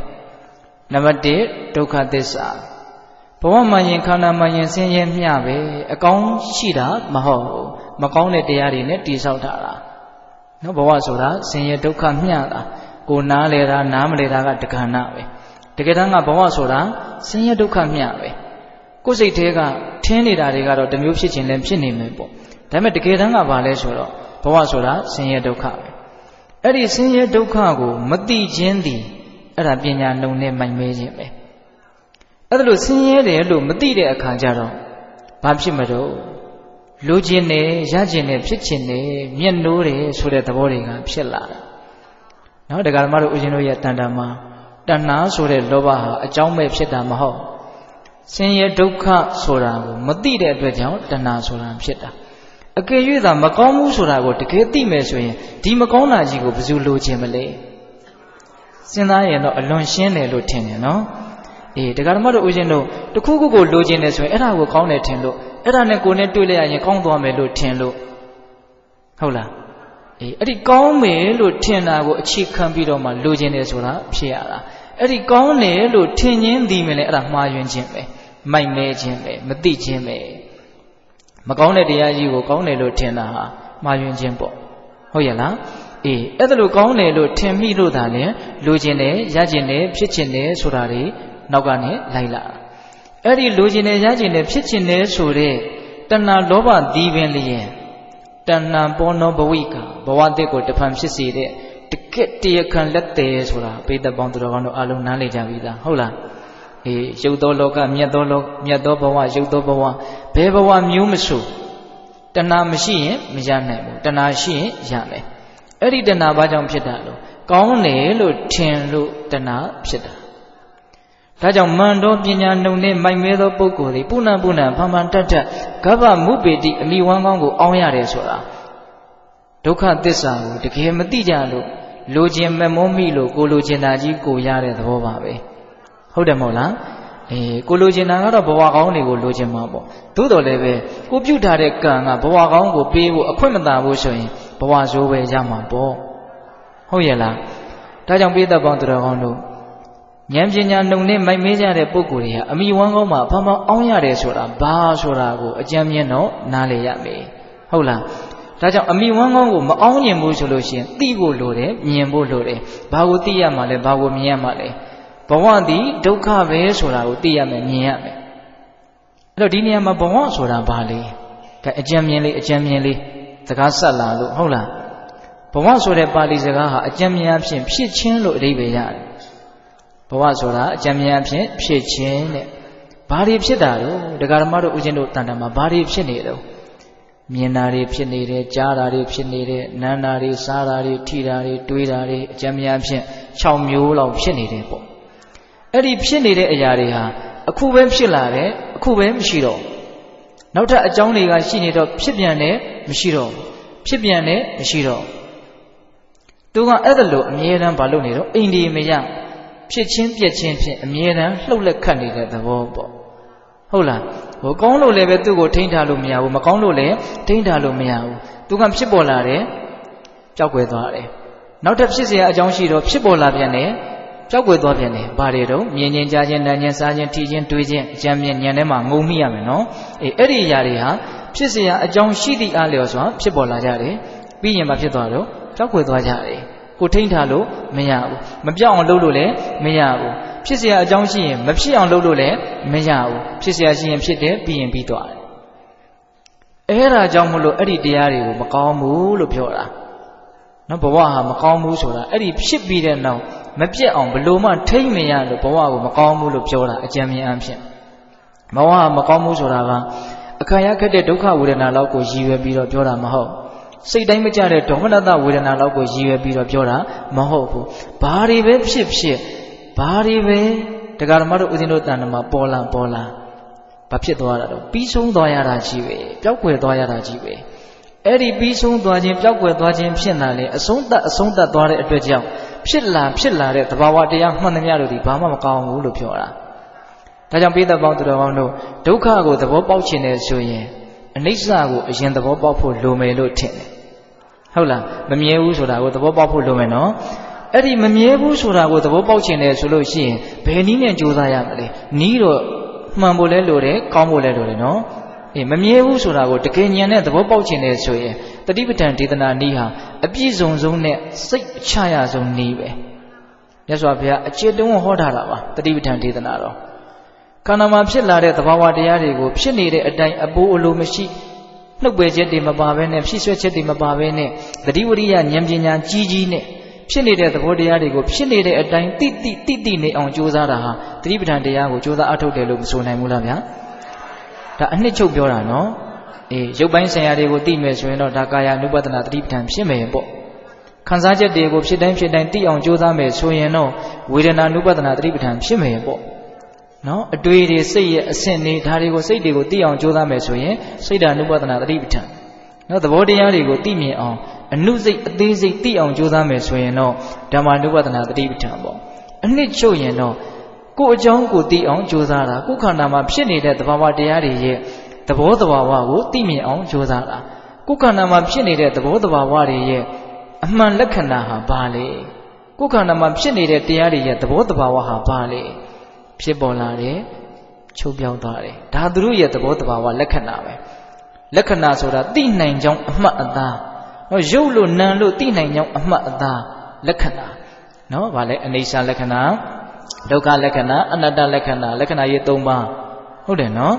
ဒါကြောင့်ပိဿပေါင်းသူတော်ကောင်းတို့ဒီယုတ်တည်နံတွေကိုသာဖြစ်တိုင်းတတိဝရိယဉာဏ်ပညာဥရှိပြီးတော့မျက်ခြေမပြတ်တတ်နိုင်တဲ့မြတ်အသေးစိတ်သိအောင်သာကြိုးစားနေမယ်ဆိုရင်ဒီသဘာဝတရားတွေရဲ့မူရင်းသဘောလက္ခဏာသူတို့ရဲ့အရှိသဘောတွေကိုမသိနိုင်ဘူးလားသိနိုင်တယ်သူတို့ရဲ့အမှန်သဘာဝကဘာလဲမမြဲခြင်းသဘောသာဖြစ်တယ်အစင်းသိလာရင်ဆင်းရဲခြင်းသဘောသာဖြစ်တယ်လို့သိလာလိမ့်မယ်ဖြစ်အောင်လဲငါလုပ်လို့မရဘူးပြည့်အောင်လဲငါလုပ်လို့မရဘူးနော်မဖြစ်အောင်လဲငါလုပ်လို့မရဘူးမပြည့်အောင်လဲငါလုပ်လို့မရဘူးဟုတ်လားဖြစ်เสียရှိရင်ဖြစ်တယ်ပြီးတော့ပြတ်သွားတယ်သူ့လမ်းကြောင်းသူသွားနေတဲ့ကိစ္စလို့အဲ့လိုသိလာရင်ဒါအနတ္တသဘောကိုနည်းနည်းသဘောပေါက်လာတဲ့သဘောပေါ့ဟုတ်ရဲ့လားအဲ့တော့ဒကာဓမ္မတို့ဥယျာဉ်တို့ မန္တောဉာဏ်ပညာနှုံနေသောပုဂ္ဂိုလ်သည်အမိဝမ်းကောင်းကိုဖန်ဖန်အောင်ရတယ်ဆိုတဲ့နေရာမှာဉာဏ်ပညာနှုံနေမိုက်မဲတယ်ဆိုတာပါလေဒုက္ခသစ္စာကိုမသိတာခန္ဓာရဲ့အမှန်လက္ခဏာကိုမသိတာမသိရင်တော့လူချင်းမမောမှုဖြစ်ပြီးတော့အဲ့ဒီလူချင်းမမောမှုကြောင့်ပဲအမိဝမ်းကောင်းကိုအောင်ရလိမ့်မယ်ဒါကြောင့်သိအောင်လုပ်ဖို့မလိုဘူးလားလို့တယ်ဘာကိုသိရမှာလဲဒုက္ခသစ္စာကိုသိအောင်လုပ်ရမယ်အဲဒုက္ခသစ္စာကိုသိခြင်းနဲ့ဒုက္ခသိခြင်းနဲ့ဆိုရင်အနိစ္စကိုအရင်သိအောင်လုပ်ရမယ်အနိစ္စကိုသိခြင်းနဲ့ဆိုရင်လည်းဘယ်နည်းနဲ့လုပ်ရမလဲတတိပဋ္ဌာန်ဒေသနာမှာလာတဲ့နည်းများနဲ့ကြိုးစားရမယ်အတူဆုံးပြောရရင်တော့ကိုယ်ခန္ဓာမှာဖြစ်เสียအကြောင်းအားလျော်စွာဖြစ်ပေါ်လာတဲ့သဘာဝတရားတွေကိုဖြစ်တိုင်းတိနေအောင်ကြိုးစားရမယ်ဟုတ်ရဲ့လားအေးအဲ့ဒါလို့ကြိုးစားလို့ကိုကမန္တောဉာဏ်ပညာနှုတ်နေတယ်ဆိုတဲ့အဆင့်ကနေလွန်မြောက်မယ်ဆိုရင်တော့အမိဝမ်းကောင်းကိုမအောင်ရဘူးပေါ့ဉာဏ်ပညာနှုတ်နေတဲ့အဆင့်ပဲရှိနေသေးတယ်ဆိုရင်တော့အမိဝမ်းကောင်းကိုပဲအောင်ရလိမ့်မယ်အဲ့ဒါလို့အမိဝမ်းကောင်းကိုအောင်ရပြီဆိုရင်တော့ဘာတွေဖြစ်မလို့ဟောနောက်ဆုံးဦးဇင်းတို့စတုထဂါထာမြတ်စွာဘုရားဟောတယ်အဲ့ဒီစတုထဂါထာကတော့ပြောရင်အဓိပ္ပာယ်ကအလွန်ကျေပြန့်တယ်နော်အလွန်လည်းနည်းနည်းပါတယ်ဘာဆက်ဟောလဲဆိုတော့ပုဏ္ဏဇာယတိမေယတိသပုဏ္ဏသေဝတိကံဟရန္တိမေခင်စလတ္တာအပုဏ္ဏဘဝယနာပုဏ္ဏဇာယတိဘူရိပညောဒါဦးဇင်းတို့စတုထဂါထာပေါ့နော်အဓိပ္ပာယ်ကဘာလဲဆိုတော့အမိဝမ်းကောင်းမှာအဖမှန်အောင်ရပြီဆိုလို့ရှိရင်ပုဏ္ဏဖမှန်ထထတာလင်ဇာယတိစမွေလဲမွေးဖွားရကုန်၏မေယတိစသေလဲသေဆုံးရကုန်၏အမိဝမ်းကောင်းအောင်ပြီဆိုရင်တော့အဖမှန်ထထအောင်ပြီရင်အဖမှန်ထထမွေးရလိမ့်မယ်အဖမှန်ထထမွေးပြီးဖြစ်လာပြီဆိုရင်တော့အဖမှန်ထထသေရလိမ့်မယ်မွေးတာနဲ့သေတာရဲ့ကြားမှာဖြစ်ပေါ်လာတဲ့အဖမှန်ထထဖြစ်နေတဲ့ဒုက္ခတွေအလုံးကိုမြတ်စွာဘုရားကပေရလမြုပ်ပြီးတော့ဟောတယ်လို့ဦးဇင်းကတော့အဲ့လိုခံစားရတယ်ဟိုဦးဇင်းတို့ပေရလမြုပ်တယ်ဆိုတာကဘုန်းကြီးဟောဟာတာဖြစ်နေတယ်လူငယ်တွေကနားလည်ကြမှာနားလည်မှာနော်ဒါတွေအတူတွေပဲဆိုလို့ရှိရင်ဦးဇင်းတို့ပစောက်ကလေးရေးပြီးတော့ခွန်းစားခွန်းပိတ်ထဲပစောက်ကလေးထည့်ထားလိုက်တယ်ဒါအတူတူပဲနော်အကျယ်ကြီးပြောမနေတော့ဘူးပေါ့ဟုတ်လားအဲ့တော့အဖမှန်ထထမွေးဖွားရတယ်ဆိုရင်အဖမှန်ထထသေဆုံးရလိမ့်မယ်အဲ့ဒီမွေးတာနဲ့သေတာရဲ့ကြားမှာဖြစ်ပေါ်နေအောင်မေအဖမှန်ထထအစင်မပြေမှုဆင်းရဲဒုက္ခတွေကိုတော့မြတ်စွာဘုရားကဖော်ပြမထားဘူးနောက်ပိုင်းမှာသူကထိထိမိမိပြောထားတာတခုတော့ရှိတယ်အဲ့ဒါကဘာလဲဆိုတော့ဒီဝတိကံသင်္ချိုင်းတို့ပုဏ္ဏဖမှန်ထထဟရန္တိဆောင်ရကုန်၏အဖမှန်ထထသေပြီဆိုတော့အဖမှန်ထထအဲ့ဒါသင်္ချိုင်းကုန်းကိုကိုဆောင်သွားကြမယ်တဲ့နော်ဒီခန္ဓာကိုယ်ကြီးကိုသင်္ချိုင်းကိုပို့တဲ့ကိစ္စကိုတရားဓမ္မတို့ဦးဇင်းတို့လက်တွေ့ကြစဉ်းစားကြည့်ပါတပါးသောသူတွေကိုသင်္ချိုင်းပို့တဲ့ကိစ္စကိုပဲကိုကမျက်စိထဲမှာယဉ်နှီးနေတာနော်ဧဝံဓမ္မောဧဝံပါပြီအဲ့ဒီသဘောကိုငါမလွန်မြောက်နိုင်ဘူးငါမှလည်းအဲ့ဒီသဘောရှိတယ်ဒါကိုပိဋကပေါင်းတော်ကောင်းတို့ကိုယ့်ထိဆိုင်အောင်စဉ်းစားတတ်ဖို့မလိုဘူးလားလိုတယ်ဗျဟုတ်လားအဲ့ဒါဆိုရင်ခံစားမှုခတစ်မျိုးဖြစ်သွားပါနော်ဟာဘယ်သူမဲ့ကင်ဆာဖြစ်လို့တယ်ဩဟုတ်လားတနာစေရအဲ့ဒီခံစားချက်နဲ့ဆရာဝန်တယောက်ကခမားမှာကင်ဆာရှိတယ်ဩငါမှာကင်ဆာဖြစ်နေတယ်ပိဋကရေတူနိုင်မလားဘယ်နည်းနဲ့မှမတူနိုင်ဘူးတော်တော်ကြီးကိုကြွားချလိုက်မယ်နော်အဲ့တော့တပါးသောသူတွေကိုသင်္ချိုင်းကိုဆောင်းသွားကြတဲ့ကိစ္စအဲ့ဒီကိစ္စနဲ့ကိုယ်တိုင်သင်္ချိုင်းကိုအဆောင်ခံရပြီဆိုတဲ့ကိစ္စစဉ်းစားကြည့်ပါဒါစိတ်ကူးရင်တာလည်းမဟုတ်တနေ့တစ်ချိန်ကိုပို့ကြမှာပဲမဟုတ်လားအေးကိုမျက်နှိုးလာတဲ့ဒီခန္ဓာကိုယ်ကြီးကိုပဲခေါင်းထဲထည့်ပြီးတော့ပို့ကြမှာပဲလေအဲ့တော့မြတ်စွာဘုရားကအဖမှန်မွေးဖွားခြင်းအဖမှန်တည်ဆုံးခြင်းအဖမှန်သင်္ချိုင်းကိုပို့ရခြင်းဆိုတာကိုပြောပြီးတော့လောကကြီးရဲ့ဆိုးဝါးတဲ့ဒုက္ခတွေဟာအဖမှန်တလဲလဲဖြစ်နေတယ်ဆိုတာကိုပုံဖော်သွားတယ်လို့ဦးဇင်းထင်တယ်တကယ်တမ်းကတော့မွေးတာနဲ့သေတာရဲ့ကြားထဲမှာမြောင်များလားဆိုတော့မကြီးမတွက်နိုင်တော့ဆင်းရဲဒုက္ခတွေမရှိဘူးလားရှိတာပေါ့ဟိုဦးဇင်းတို့လေဒီစတော်ဘုရားကြီးရေးတယ်ပရိစ္ဆေသမုပ္ပါဒီပနီဆိုတာရှိတယ်ဗျအဲ့ဒီမှာစတော်ကြီးကပရိစ္ဆေသမုပ္ပါကိုလင်္ကာတွေအရင်ရေးတယ်ပြီးမှအဓိပ္ပာယ်ဖွင့်လာအဲ့ဒီမှာဇာတိဆိုတာကိုအကြောင်းပြုပြီးတော့ဘာတွေဆက်ပြီးတော့ဖြစ်လာတယ်လဲဆိုတာနဲ့ပတ်သက်ပြီးတော့စတော်ကြီးရေးထားတာတန်တေဇာတိခန္ဓာရှိကညာတိဘောဂစသည်တင်းပင်ကိုယ်ကွင်းချင်းနဲ့မကင်းစသာကြုံကြိုက်လာသောပူဇာသောကယုတငိုကြွေးတမွေးဝေနံပူချမ်းဒုက္ခအနိဋ္ဌကြောင့်စိတ်ကမကြည်မစီငင်းရှိုက်အလိုက်အလဲဆင်းရဲငါးပါးအကျဉ်းအားသည် ကျေပွားအနန္တတွေ့ကြုံရသည်မူလဇာတိအနှုံးဒီရွတ်เสียအလွန်ကောင်းတယ်လို့ဦးဇင်းထင်တယ်နော်တန်နေဇာတိခန္ဓာရှိကညာတိဘောဂစသည်တင်းပင်ကိုယ်ကွင်းခြင်းနဲ့မကင်းစသာကြုံကြိုက်လာသောလူရလို့ဖြစ်လာပြီတတ္တဝါရလို့ဖြစ်လာပြီဆိုရင်ကိုမြတ်နိုးတဲ့တက်ရှိတက်မဲ့တွေနဲ့တစ်ချိန်ချင်းကြရင်တော့ကိုယ်ရမှာပဲကွာရမှာပဲခွဲရမှာပဲခွာရမှာပဲသူတို့ကကိုယ်ကိုခွာခြင်းခွာမယ်သူမဟုတ်ကိုယ်ကသူတို့ကိုခွာခြင်းခွာသွားမယ်အဲ့ဒါလို့မကင်းတရားတွေအနေနဲ့ကွဲလာပြီကွာလာပြီဆိုရင်တဲ့တန်နေဇာတိခန္ဓာရှိကညာတိဘောဂစသည်တင်းပင်ကိုယ်ကွင်းခြင်းနဲ့ညာတိဆိုတာဆွေမျိုးပေါ့ဗျာဘောဂဆိုတာပစ္စည်းဥစ္စာတွေပေါ့ညာတိဘောဂစသည်တင်းပင်ကိုယ်ကွင်းခြင်းနဲ့မကင်းစသာကြုံကြိုက်လာသောပူဇာသောကယူတငိုကြွေးသမွေးဝင်တန်းအဲ့ဒါတွေကြောင့်ဒကာဓမ္မတို့ဦးရှင်တို့ငိုရတာတွေပူရတာတွေတရတာတွေအများကြီးမရှိဘူးလားအေးဒါတွေမကဘူးတဲ့သမွေးဝင်ထန်းတယ်နော်တတ္တဝါတိုင်းဟာကိုယ်ခန္ဓာဝင်လေးကိုတော့ကိုထမ်းကြရတာပဲလေဟုတ်တယ်မို့လားဟိုအခုခေတ်ကလေးတွေကပိုးပြီးတော့တောင်ဝင်ထမ်းရတယ်လို့ဦးရှင်ထင်တယ်နော်ငယ်ငယ်လေးတွေကစပြီးတော့သူတို့မှကြောင်းပြီးကျူရှင်ဟာအားရတယ်လို့ကစားရတယ်လို့တောင်သိပြီးတော့မရှိဘူးဘာလို့တာတော့ခန္ဓာဝင်ကိုထမ်းဖို့အတွက်အကြီးကျယ်ပြင်းစင်းနေတာနော်အကြီးကျယ်ပြင်းစင်းနေတာတမွေးဝင်ထမ်းအသက်ကိုမွေးဖို့အတွက်ဝင်ထမ်းရတယ်ဝင်ထမ်းဆိုတဲ့စကားကိုစားကြားရတာသိမသက်သာဘူးလို့ဦးဇင်းကတော့ထင်တယ်ဒါပေမဲ့လူတွေကတော့လကကောင်းတယ်ဆိုရင်ဂုံတောင်ယူခြင်းယူနေကြတာလေဟုတ်လားဝင်ထမ်းရတယ်ဆိုမှကိုကကောင်းသလားဝင်ကြီးကိုထမ်းထားရလားဟုတ်တယ်မဟုတ်လားဒါပေမဲ့စစ်စစ်ပေါ့ပေါ့စဉ်းစားတတ်ဖို့တော့လိုမယ်လို့ထင်တယ်နော်အေးတမွေးဝင်ထမ်းပူချမ်းဒုက္ခခန္ဓာကိုယ်ကဖြစ်လာတဲ့ဒုက္ခဒါစဉ်းစားရမယ်ပေါ့ဟုတ်လားပူချမ်းဒုက္ခအနိဋ္ဌကြောင့်စိတ်ကမကြည်အနိဋ္ဌဆိုတာမကောင်းတဲ့အာယုန်တွေတွေ့လာတဲ့အခါမျိုးမှာစိတ်ထဲမှာကြည်လင်တဲ့သဘောမရှိတော့အနိဋ္ဌယုံဆိုတာကအမျိုးမျိုးသောအနေအထားကနေဖြစ်ပေါ်လာနိုင်တာပဲကဲရတဲ့နေကြာရလို့တော့၎င်းအစင်မပြေတာတွေကိုတွေ့ရလို့တော့၎င်းနော်ဒါပြင်မဲ့ကံပေါ့လေနောက်ကိုယ်ခန္ဓာကိုယ်ရဲ့ကိုယ်ကစဖောက်ပြန်ပြီးတော့ချင်းချောက်လာတာမျိုးပျက်စီးတော့မယ်လို့သတိပေးလာတာမျိုးကောမရှိဘူးလားရှိတယ်အဲ့ဒါလို့အနိဋ္ဌယုံမကောင်းတဲ့အာယုန်တွေတွေ့လာပြီဆိုလို့ရှိရင်သမွေးဝင်တံပူချမ်းဒုက္ခအနိဋ္ဌကြောင့်စိတ်ကမကြည်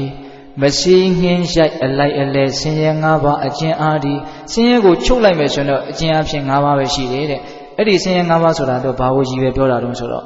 ဆိုကြပါစို့ပေးတဲ့ပေါင်းတော်ကောင်းတို့ရတယ်ဗျဇာတိပစ္စယဇရာမရဏတောကပရိဒေဝဒုက္ခဒေါမနတဥပယာတဟုတ်လားအဲ့မှာ तू ကဇရာမရဏကို तू ကမပြောဘူးနော်ဒုက္ခဒေါမနတတောကပရိဒေဝဒုက္ခဒေါမနတဥပယာတဒီ၅ပါးကိုပြောတာနော်တောကဆိုတာကစိုးရိမ်တာပရိဒေဝဆိုတာငိုကြွေးတာဒုက္ခဆိုတာကိုယ်ဆင်းရဲတာဒေါမနတဆိုတာစိတ်ဆင်းရဲတာပရိဒေဥပယာတဆိုတာကတက်အောင်ကိုပူသွားတာနော်အကြီးအကျယ်ပူလောင်တာပေါ့အေးအကျဉ်းအားဖြင့်အဲ့ဒီဒုက္ခ၅ပါးရှိနေတယ်တဲ့တတ္တဝါတွေမှာနော်ကျေပွားအနန္တတွေ့ကြုံရသည်မူလဇာတိအနှုံးဒီအကျေချစ်လိုက်မယ်ဆိုရင်တော့ဒုက္ခတွေဟာမဆုံးဘူးလို့မြတ်စွာဘုရားဟောအဲ့တော့ဦးဇင်းတို့အဖန်မှန်မွေးဖွားလာပြီဆိုရင်အဖန်မှန်ဖြစ်လာမဲ့အဖန်မှန်စိုးရင်ခြင်းနေနော်အဖန်မှန်ကိုကြွေးခြင်းနေအဖန်မှန်စိတ်ဆင်းရဲခြင်းအဖန်မှန်ကိုဆင်းရဲခြင်းဒါတွေတရားဓမ္မတို့ဦးဇင်းတို့အမြဲတမ်းဖြတ်တန်းပြီးတော့မနေရဘူးလားနေရတယ်ဒါကြောင့်မြတ်စွာဘုရားကမွေးမိရင်တော့သိဆုံးရလိမ့်မယ်အဲ့ဒီမွေးတာနဲ့သေတာရဲ့ကြားမှာလည်းအစင်မပြေတာတွေအများကြီးကိုအဖန်မှန်တလဲလဲတွေ့ရလိမ့်မယ်ပြီးရင်ဒီခန္ဓာကိုယ်ကိုလူတွေဟာတင်းချိုင်းကိုအဖန်မှန်တလဲလဲဆောင်ရလိမ့်မယ်တင်းချိုင်းကိုအဖန်တလဲလဲဆောင်ပြီဆိုရင်တော့ဦးဇင်းတို့ပါဠိတော်ထဲမှာစကားလုံးလေးတစ်လုံးရှိတယ်ဗျကတတိဝဋ္ဌိကာတင်းချိုင်းမြေကိုတိုးပွားစေကုန်၏တဲ့တရားဓမ္မတို့ဦးဇင်းတို့ကိုမြုပ်နှံလိုက်ပြီဆိုရင်ဒါအ ਨੇ ဆုံးတော့မြေကြီးတော်နည်းနည်းတိုးသွားတာပဲလေမိရှုလိုက်လို့ရှိရင်လည်းပြာလေးတော့ရှိသေးတာပဲလေမြေထဲမျောလည်းပဲအနေလေးတော့ထိုင်သွားတာပဲနော်ကမ္ဘာလောကမှာတရက်လူတွေဘလောက်သေးနေလဲအဲ့ဒီသေးသွားတဲ့လူတွေကြောင့်ဖြစ်လာတဲ့မြေကြီးတွေဘလောက်များမလဲစဉ်းစားကြည့်နော်တင်းချိုင်းမြေကိုတိုးပွားစေခဲ့ဘူးလားပြီလို့မြတ်စွာဘုရားဟောတာရှိနော်အဝိဇ္ဇာတရားကဖုံးလွှမ်းထားလို့တဏှာတရားကချီနှောင်ထားလို့ဒီတန်တရားဝုတ်ကမလွတ်နိုင်လို့တပြောင်းပြောင်းတပြန်ပြန်ကျင်လည်နေတဲ့ကာလမှာတရားဓမ္မတို့ဦးဇင်းတို့တွေဒီဖြစ်တိုင်းသောဘဝမှာသေဆုံးပြီးတော့ကဘာမြေကြီးကိုမြင့်လာစေတယ် ဟိုတနေ့ကဦးဇင်းစကိုင်းမှာဘုန်းကြီးကျောင်းတစ်ကျောင်းသွားပြီးတော့တရားသွားဟောတော့တတိထားပြီးတော့ကြည့်မိတယ်ပေါ့သူကရှေးတုန်းကကျောင်းတွေကလည်းအများကြီးရှိတယ်အဲ့အုတ်တိုင်းတွေကတချို့အုတ်တိုင်းတွေကတထောင်တော်လောက်ရှိတော့တယ်မြေကြီးတွေကိုနစ်သွားသလားမြေကြီးတွေကတက်လာသလားတချို့အုတ်တိုင်းတွေကိုနှိမ့်သွားလို့အပေါ်ထပ်ပြီးတော့ဆင့်ထားရတယ်မြေကြီးတွေမြင့်လာတာပေါ့ဗျာဟုတ်ရဲ့လားနော်စဉ်းစားကြည့်နော်ခုရှေးတုန်းကမြို့ရိုးဟောင်းကြီးတွေကိုတွေ့ကျင်နေဆိုရင်ဘယ်တဲ့တူကြည့်ရမြေကြီးတဲ့တူကြည့်ရလားအနှစ်ကြီးတူးနိုင်လေလေဟိုးရှေးတုန်းကအကြောင်းအရာတွေကိုသိရလေလေပဲအဲ့တော့ကဘာမြေကြီးဟာတဖြည်းဖြည်းနဲ့မြင့်လာတယ်ဆိုတာကတော့ဘလို့မှမငြင်းနိုင်ဘူးဘာကြောင့်ဖြစ်တဲ့မြေကြီးတွေနဲ့မြင့်လာတာလဲဆိုတော့တရားတော်မတို့ဦးဇင်းတို့ကြောင့်ဖြစ်တဲ့မြေကြီးတွေကြောင့်မြင့်လာတာလို့ပြောမယ်ဆိုရင်ကိုလွယ်မလားဗျအလွယ်ဘူးနော်ဒါကလူသားဖြစ်တုံးအချိန်မှာကိုကြောင့်ဖြစ်တဲ့မြေကြီးပေါ့ကတလိษံဖြစ်ပြီဆိုတော့ကိုကြောင့်ဖြစ်တဲ့မြေကြီးတွေဘဝဆုံးသွားပြီဆိုရင်မရှိပြီဘူးလားရှိတာပေါ့ဗျဟုတ်လားဒါကြောင့်မြတ်စွာဘုရားကအဝိဇ္ဇာနိဝရဏနံတတ္တနာတဏှာတန်ယောဇနာနံတန်တာဝတ္တံတန်တရတံနော်မတိမှုသစ္စာလေးပါးကိုမတိမှုခန္ဓာဟာဆင်းရဲတယ်ဆိုတဲ့အတိညာအမှန်ကိုမရတဲ့အတွက်ကြောင့်လိုချင်မမောမိပြီးတော့ဘဝတွေထက်ဖြစ်ပြီးတော့နော်အဲ့ဒါလိုမတိမှုကြောင့်အခြေခံပြီးတော့တဏှာတန်ယောဇနာနံလိုချင်မမောခြင်းဆိုတဲ့တဏှာတန်ယောဇဉ်ကျိုးနဲ့ချီနှောင်ခြင်းခံရတဲ့အတွက်ကြောင့်တတ္တဝါတွေဟာတဘဝပြီးတဘဝတန်တရားထဲမှာကျင်လည်နေကြတယ်အဲ့ဒါလိုကျင်လည်ကြရင်းနဲ့ဘာဖြစ်တုံးဆိုတော့ဧဝံဒီကာရတံဟောဘိက္ခဝေဒုက္ခံပစ္စနုဘုဒ္ဓံဒိဗ္ဗံပစ္စနုဘုဒ္ဓံဗျတနံပစ္စနုဘုဒ္ဓံကတတိဝဋ္ဌိကာဟောဒီစကားလေးကိုခုနကဦးဇင်းကရှင်းပြတာနော်ဒုက္ခဆင်းရဲဒုက္ခတွေကိုပစ္စနုဘုဒ္ဓံခံစားခဲ့ဘူးလားလေပြီဆင်းရဲတွေကိုခံစားခဲ့ဘူးလားပြီနော်ဒိဗ္ဗံပစ္စနုဘုဒ္ဓံအင်မတန်ခက်တန်ကြမ်းတမ်းတဲ့ခါသီးတဲ့ပူလောင်မှုတွေကိုလည်းခံစားခဲ့ဘူးလားပြီတဲ့ဗျတနံပစ္စနုဘုဒ္ဓံချစ်ရခင်ရတဲ့သက်ရှိသက်မဲ့တွေနဲ့ကိုယ်ကွင်းညင်းညောင်ဖြစ်ပေါ်လာတဲ့ဒုက္ခတွေကိုလည်းခံစားခဲ့ရဘူးလားလေပြီတဲ့တန်တရားကြီးကရှည်လာပြီအဲ့ဒါကြောင့်မို့လို့ကတတိဝဋ္ဌိကာတင်ញိုင်းမြေကိုအဖန်မှန်တိုးပွားစေလှလေပြီတဲ့ဒါကြောင့်ဦးဇင်းတို့အနမတကတန်ယုံမှာမြတ်စွာဘုရားဟောထားတာလေးတွေစိတ်ဝင်စားစရာကောင်းတာအများကြီးရှိတယ်ကိုယ့်ရဲ့ဘဝတန်တရားရှည်လျားလှပြီဆိုတာနဲ့ပတ်သက်ပြီးတော့ဒီကမ္ဘာလောကကြီးမှာရှိတဲ့တစ်ပင်တွေအကုန်လုံးကိုခုတ်နော်ပြီးရင်မိจิตဆန်လေးတွေလို့တိတိလေးတွေစိတ်လက်တစ်ကလောက်ကလေးဖြတ်နော်တိတိလေးအတူလေးတွေပေါ့ဘယ်လောက်ရမလဲခံမလို့မရနိုင်ဘူးနော်အဲ့ဒါကိုဘာလို့ရမလဲဆိုတော့မြတ်စွာဘုရားကစိတ်ရှိလက်ရှိဟောတယ်အဲ့ဒီအချောင်းကောက်ပြီးတော့ဒါငါအမေလို့ချနောက်ထပ်တစ်ချောင်းကောက်ပြီးတော့ဒါငါအမေရဲ့အမေလို့ချနောက်ထပ်တစ်ချောင်းကောက်ပြီးတော့ဒါငါအမေရဲ့အမေရဲ့အမေအဲ့တိုင်းချသွားအဲ့ဒီအချောင်းလေးတွေသာကုံသွားမယ်အမေမဆုံးဘူးတဲ့နော်တခါကြီးဒီမှာကြီးများအဲ့တော့မြတ်စွာဘုရားပုံအောင်ဟောတာတွေအများကြီးရှိတယ်ဒီကဘာမြေကြီးကိုဇီးတိလောက်အစီကလေးတွေလှုပ်အခါအားလျော်စွာဟောတာပေါ့လေဒါတခါတည်းဆက်ဟောတာတော့မဟုတ်ပါဘူးနော်ဇီးတိလောက်အစီလေးတွေလှုပ်ပြီးတော့ဒါကငါအဖေဒီအစီလေးကငါအဖေရဲ့အဖေချသွားအမေမဆုံးဘူးအဖေမဆုံးဘူးညီကိုမောင်နှမမဆုံးဘူးဟုတ်လားဒါကြောင့်အဲ့ဒါလောက်ရှည်လျားခဲ့လာပြီဒီကကဘာတစ်ခုအတွင်းမှာနော်ဒါကြောင့်မြတ်စွာဘုရားကကိုယ်သည်တိရစ္ဆာန်ပဲဖြစ်ဖြစ်လူပဲဖြစ်ဖြစ်ခဲ့တဲ့ဘဝတွေမှာလေပင်ကိုအဖြတ်ခံရလို့လေချောင်းကနေစီးကြရိုးကြတဲ့သွေးကိုစုထားလို့ရမယ်ဆိုလို့ရှိရင်သမုဒ္ဒရာ၄ခြင်းမှာရှိတဲ့ရေထက်များမယ်လို့မြတ်စွာဘုရားဟောခေါင်းပြက်သွေးတရားဓမ္မတို့ဦးဇင်းတို့ရဲ့ဘဝတန်တရားတစ်လျှောက်မချိမဆန့်အသက်ခံရလို့ခေါင်းပြက်ပြီးတော့ရိုးကြတဲ့သွေးသမုဒ္ဒရာ၄ခြင်းနဲ့များမယ်တဲ့နော်နောက်ပြီးတော့စိတ်တိုင်းမကြလို့ကိုငိုကြွေးတဲ့အခါမှာအရင်ဆုံးထွက်တဲ့မျက်ရည်နောက်တွေကိုဖယ်တာနောက်ထွက်တဲ့မျက်ရည်ကြည်လေးဆိုတာရှိတယ်တဲ့အဲ့ဒီမျက်ရည်ကြည်လေးကိုစုထားလို့ရမယ်ဆိုရင်သူလည်းပဲသမုဒ္ဒရာ၄ခြင်းတွေကရေထက်များမယ်တဲ့ခေါင်းပြက်သွေးတဲ့မျက်ရည်ကြည်တဲ့ပြီးတော့ကိုဆို့ခဲ့တဲ့မိခင်ရဲ့နှုတ်ရည်တိရစ္ဆာန်ဖြစ်တော့လည်းတိရစ္ဆာန်အမေရဲ့နှုတ်ပေါ့နော်လူဖြစ်တော့လည်းလူအမေရဲ့နှုတ်ပေါ့ကိုဆိုးခဲ့တဲ့နှုတ်ရည်တွေကိုစုထားလို့ရမယ်ဆိုရင်သူလည်းသမုဒ္ဒရာ၄ခြင်းကရေထက်များမယ်လို့မြတ်စွာဘုရားဟောထားတာရှိတယ်အဲ့တော့တရားဓမ္မတို့ဦးဇင်းတို့တွေဟာရှည်လျားလာဆိုသောကာလပတ်လုံးအဖန်တလဲလဲဘာလို့ခဲ့ကြတာတုံးလို့မေးရင်အတူချုပ်ပြောရင်တော့အဖန်တလဲလဲဖြစ်ပြီးတော့အဖန်တလဲလဲတည်ခဲ့တယ်အဖန်တလဲလဲသင်္ချိုင်းကိုအပုတ်ခံခဲ့ရတယ်ဒါပဲအဖြစ်ထွက်လာတယ်ကြားတဲ့ကတွေကတော့ပြောလျာများလွန်းလို့အတူတွေမို့မပြောတော့ဟုတ်လားနော် အဲ့တော့အဖမှန်တလဲလဲဖြစ်တဲ့ကိစ္စတွေကိုညီးငွေ့တက်ဖို့မြတ်စွာဘုရားကရည်ရွယ်ပြီးတော့ဟောတယ်လို့ဥစဉ်ထင်တယ်ဒါကြောင့်တရားဓမ္မတို့ဘဝတွေအဖန်တလဲလဲဖြစ်ခဲ့တယ်ဆိုတာလဲစဉ်းစားတတ်ဖို့လိုတယ်ကောင်းတဲ့ဘဝတွေလည်းပါမယ်မကောင်းတဲ့ဘဝတွေလည်းပါမယ်ဟုတ်လားကဲနောက်အဲ့ဒီကိုမသိနိုင်တဲ့ကိစ္စတွေကိုကဲထားလိုက်အောင်ဒီဘဝကိုသိနိုင်တဲ့အချိန်မှာကိုအဖမှန်တလဲလဲဖြစ်တဲ့ကိစ္စတွေကိုစဉ်းစားကြည့်အောင်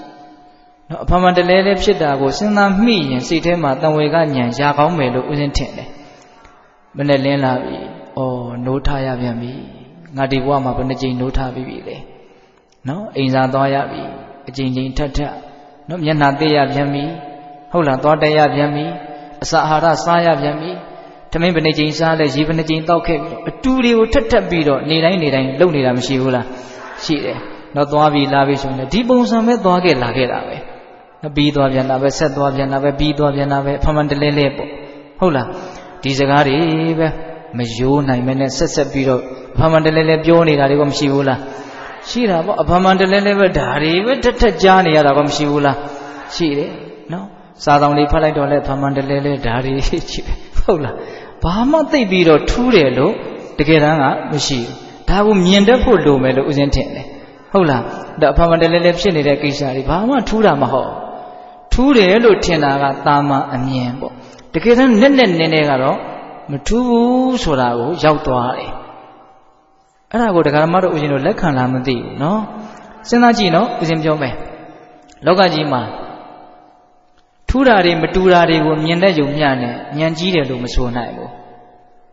မတူတာကိုမြင်တဲ့ယုံမျှနဲ့ဉာဏ်ကြီးတယ်လို့မဆိုနိုင်ဘူးတူတာတွေကိုမြင်တတ်ဖို့လိုတယ်မထူးတာတွေကိုမြင်တတ်ဖို့လိုတယ်ခုဆိုကြပါစို့ဒကာဓမ္မတို့ဦးဇင်းတို့အခုဒီနားမှာထိုင်နေတဲ့လူတွေတယောက်မှတယောက်နဲ့မတူဘူးဘဝကံအကျိုးပေးခြင်းလည်းမတူဘူးရုပ်ရည်ခြင်းလည်းမတူဘူးပညာတတ်တာခြင်းလည်းမတူဘူးဘာမှမတူဘူးဘာဆိုဘာမှမတူဘူးဒါရှင်းတယ်နော်မတူဘူးဆိုတာကတော့လူတွေကပြောစရာမလိုဘူးလို့ထင်တယ်မြင်လိုက်တာနဲ့အဆင့်ကတော့ရှောက်တတ်မှတ်ပြီးသားလေသူကဘာငါကဘာမတူဘူးပေါ့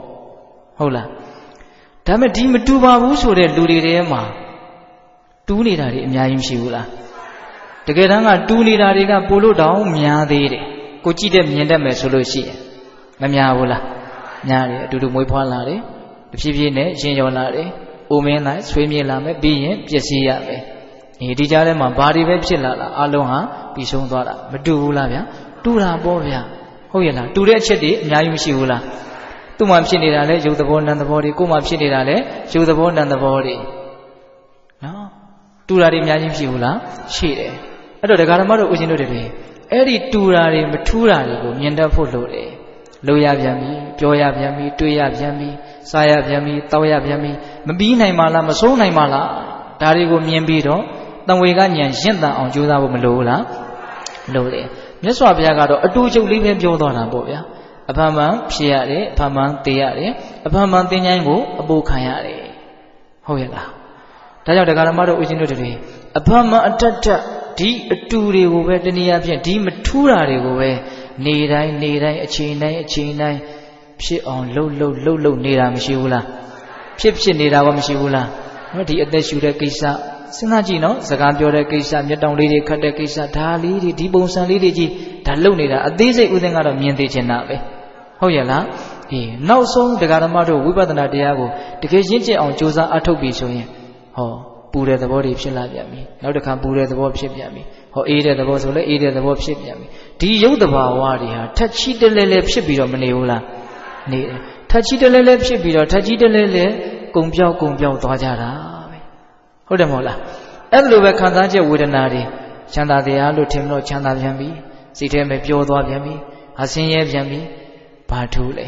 တော့ဆင်းရဲတာတွေလည်းဖြစ်ခဲ့ပေါင်းများလာပြီချမ်းသာတာတွေလည်းဖြစ်ခဲ့ပေါင်းများလာပြီချမ်းသာတာဆင်းရဲတာအပေါ်ရမတူပေမဲ့လို့ချမ်းသာတာပဲဖြစ်ဆင်းရဲတာပဲဖြစ်ပြီးဆုံးသွားတာချင်းကြတော့တူသွားပြန်ရောပြီးရတာကြီးပဲနော်အဲ့ဒါလို့ကိုယ်ခန္ဓာမှာဒါမျိုးတွေကြီးဖြ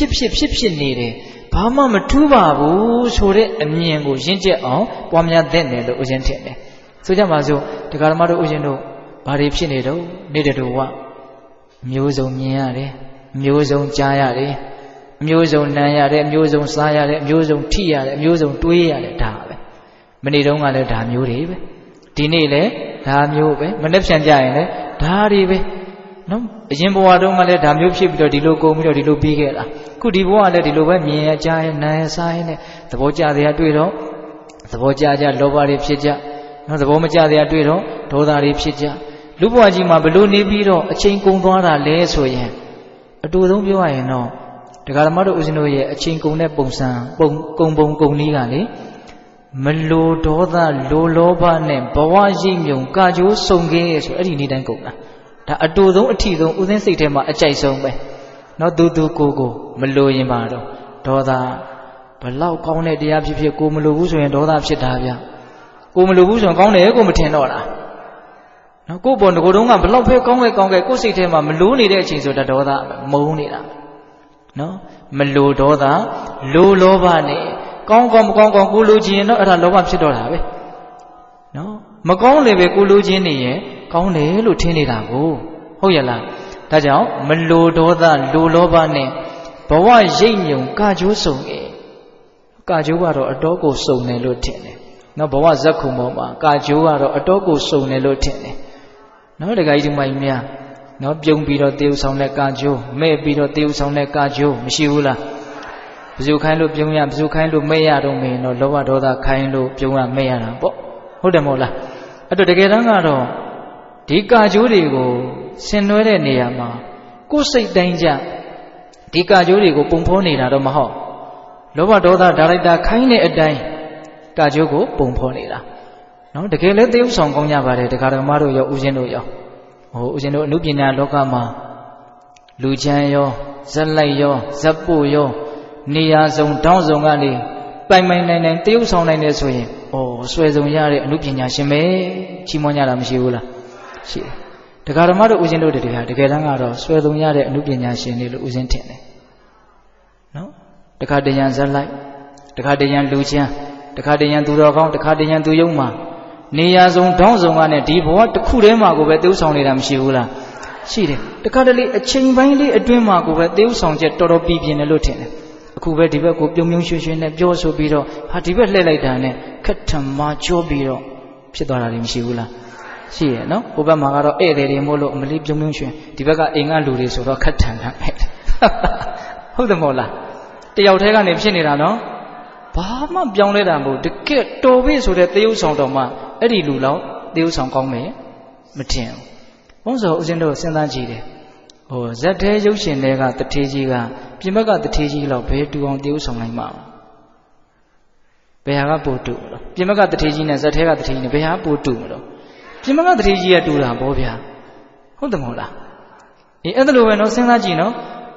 တကယ်ဈေးတွေကဇက်သေးရုပ်ရှင်တွေကဈေးတွေပူပြီးတော့တူတာဗောဟုတ်တယ်မဟုတ်လားဒါကြောင့်လောကကြီးကိုပွဲကြည့်တယ်လို့ကြည်ရတာတခါတလေမှာအရသာတစ်မျိုးလို့ဦးဇင်းထင်တယ်နော်သူရောကိုရောသေဥဆောင်ချက်တွေကိုစိုးနေအောင်လောကကြီးမှာသေဥဆောင်ကြတာဘာတွေလို့နောက်ဆုံးစစ်ကြည့်လိုက်တဲ့ခါကျတော့ဒါတွေကြီးပဲပြောနေကြစကားကိုပြောတယ်သွားနေကြလမ်းကိုသွားတယ်လုံနေကြအလုပ်ကိုလုပ်တယ်ပြီးရင်ပြီးနေကြအတိုင်းပြီးသွားအောင်ပဲညင်းနိုင်သလားဗျာဒါကြောင့်မြတ်စွာဘုရားကအလမေဝတပ္ပသင်္ခါရိတုနိဗ္ဗိန္တိတုံအလံဝိရိစိတုံအလံဝိမု ක්ෂි တုံတဲ့နော်ယာဝင်ရှိတံအလမေဝတပ္ပသင်္ခါရိတုတပ္ပသင်္ခါရိတုအလုံးစုံသောသင်္ခါရတရားတို့၌နိဗ္ဗိန္တိတုံညီးငွေခြင်းကအလမေဝသင်္လှန်တိတာတိတဲ့ဒီအချက်တွေကိုမြင်ပြီးတော့လောကကြီးကိုသင်္ခါရတရားတွေကိုညီးငွေတဲ့စိတ်နော်ဒီစိတ်မျိုးဖြစ်အောင်ကြိုးစားရမယ်ညီးငွေတဲ့တဲ့မြတ်စွာဘုရားကနော်အလမေဝတပ္ပသင်္ခါရိတုနိဗ္ဗိန္တိတုံအလံဝိရိစိတုံ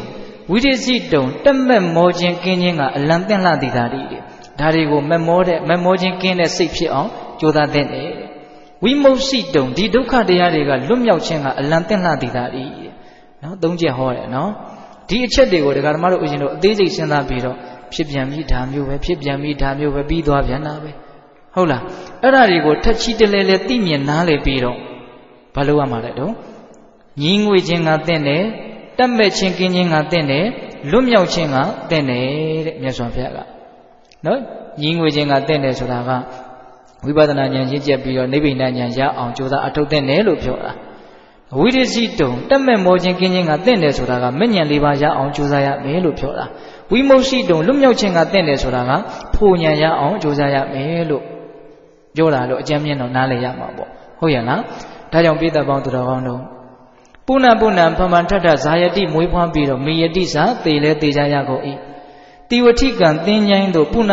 ဖမန်ထထဟရန္တိဆောင်ခြင်းကိုလည်းခံကြရ၏ဒါအဖမှန်တလဲလဲဖြစ်တဲ့တရားတွေပါဟုတ်ရဲ့လားအေးနောက်ဆုံးနှစ်ပါးတာဖြင့်အဲ့ဒီအဖမှန်တလဲလဲဖြစ်နေတဲ့ဒီမထူးတဲ့ဇက်ကြီးဒီမကောင်းတဲ့ဇက်ကြီးဒီအခြေအနေဆိုးကြီးကိုရက်တတ်အောင်ဘယ်လိုလုပ်မလဲဆိုတာနော်အဲ့ဒါကြတော့ဦးဇင်းတို့နောက်ဆုံးနှစ်ပါးတာဖြင့်မြတ်စွာဘုရားဗာမင်းရှိလဲဆိုတော့မေခင်္စလတ္တာအပုဏ္ဏဘဝယနာပုဏ္ဏပုဏ္ဏဇာယတိဘူရိပညောဘူရိပညောကြီးမားသောဉာဏ်ပညာရှိသောပုဂ္ဂိုလ်သည်အပုဏ္ဏဘဝယတဖန်မဖြစ်ခြင်းကမေခင်္စမက်ကိုလည်းလတ္တာရ၍ပုဏ္ဏဖမန်ထထနဇာယတိမဖြစ်ရတော့လေကုန်ဟောဉာဏ်ပညာကြီးတဲ့ပုဂ္ဂိုလ်ဟာတဖန်မဖြစ်ခြင်းအလို့ငါ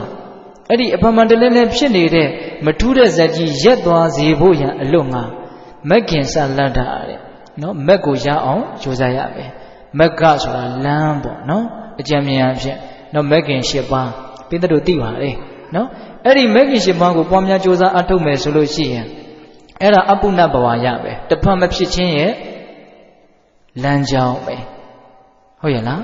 အဲ့ဒီအပုဏ္ဏဘဝရတဖန်မဖြစ်ဖို့ဆိုတဲ့ရည်ရွယ်ချက်ဖြင့်မက်ခင်၈ပါးကိုပွားများမယ်ဆိုလို့ရှိရင်ပုဏ္ဏဖမန်ထထနဇာယတိမဖြစ်ရတော့ဘူးအဖမန်ထထမဖြစ်ရဘူးဆိုရင်ဖမန်ထထစိုးရင်စရာလည်းမလိုဘူးငိုကြွေးစရာလည်းမလိုဘူးဆင်းရဲစရာလည်းမလိုဘူးပူလောင်စရာလည်းမလိုဘူးခက်တာကအကျိတ်အနယ်တရားဓမ္မတို့ဦးဇင်းတို့စဉ်းစားရမှာကအဖမန်ထထဖြစ်နေတာကြီးကိုတကယ်မကြိုက်သလားကြိုက်သလားဆိုတာခက်တာကတရားဓမ္မတို့ဦးဇင်းတို့ကကြိုက်နေသေးပဲနော်ဒီအဖမန်ထထဖြစ်နေတာကြီးကိုမရက်ချင်သေးဘူးပေါ့ဘာဖြစ်လို့အဖမန်ထထဖြစ်နေတာကြီးကိုမရက်ချင်သေးတာလဲကြိုက်နေရသေးတာလဲဆိုတကယ်သိအောင်မလုပ်လို့နော်ဒီအဖမှန်တလဲလဲဖြစ်နေတာကိုသာတကယ်သာသိအောင်လုပ်ပါနော်ဖြစ်ပြန်ပြီဖြစ်တိုင်းသာသိအောင်ကြိုးစားကြည့်ပါဒါဟာမကောင်းဘူးညင်းငွေစရာဆိုတဲ့ဥစ္စာဟာသူ့စိတ်ထဲမှာ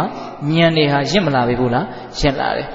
ဟိုပြောယုံမြလောက်နဲ့နားထောင်ယုံမြလောက်နဲ့အဖမှန်တက်ဖြစ်နေတဲ့ဒီဇလန်းစိုးကြီးကိုရက်ချင်တဲ့စိတ်ကဖြစ်လာမှာမဟုတ်ရဲ့လား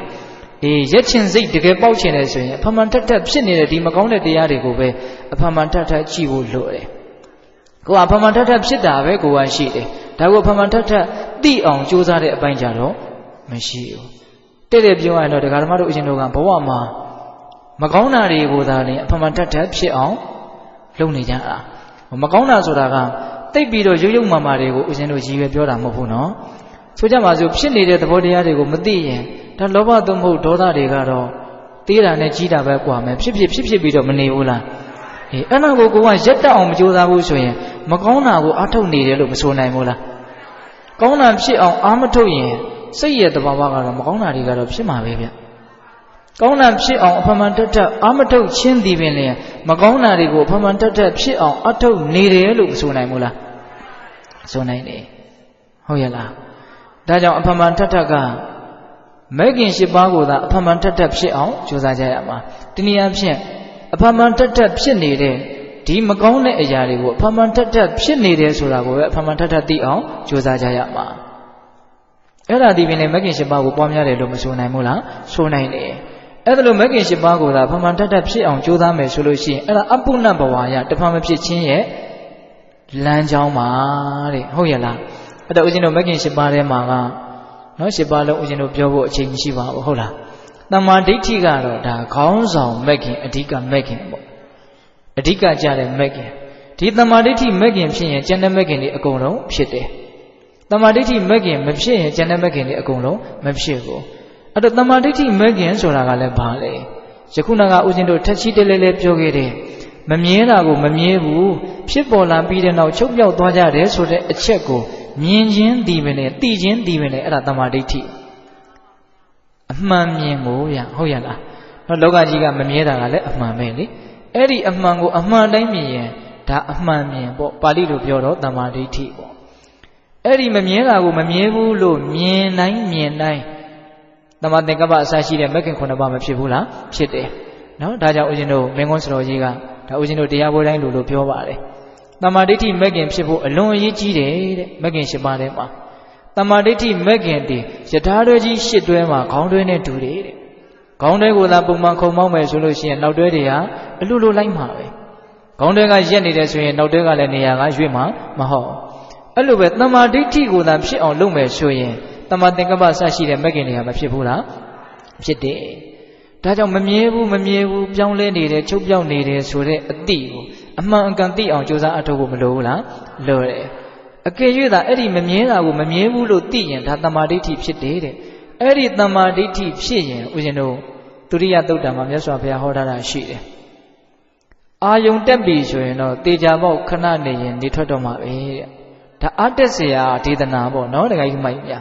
ြနော်အာယုံဒီနေရဲ့ရှေ့ပြေးနမိတ်နော်တမ္မာဒိဋ္ဌိဒီသစ္စာလေးပါးကိုသိတဲ့ဉာဏ်ရဲ့ရှေ့ပြေးနမိတ်အရိယမဉ္ဇဉ်ရဲ့ရှေ့ပြေးနမိတ်